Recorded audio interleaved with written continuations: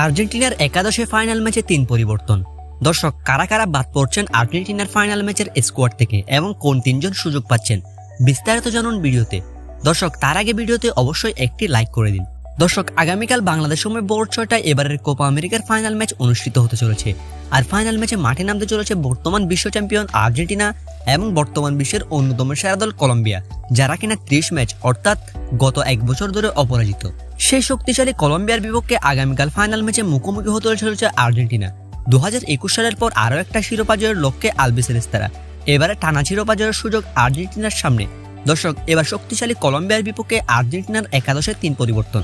চলুন এক নজরে দেখে নেওয়া যাক কোন কোন 3টি পরিবর্তন হচ্ছে আর্জেন্টিনার একাদশে। দর্শক, ফাইনাল ম্যাচে আর্জেন্টিনার একাদশে প্রথম পরিবর্তনটি হবে ডিফেন্স লাইনে। ডিফেন্স লাইনে নিকোলাস ওটামেন্ডি বাদ পড়তে চলেছেন, কেননা তার জায়গায় খেলবেন তরুণ এবং আর্জেন্টিনার কষাইখ্যাত ডিফেন্ডার লিসান্দ্রো মার্টিনেজ। লিসান্দ্রো মার্টিনেজের কারণে ওটামেন্ডি থাকবেন না।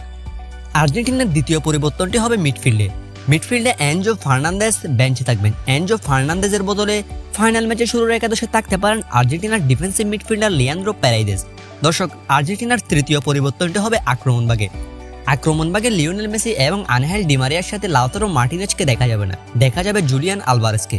এই 3 পরিবর্তন নিয়েই আগামীকাল শক্তিশালী কলম্বিয়ার বিপক্ষে মাঠে নামতে চলেছে আর্জেন্টিনা।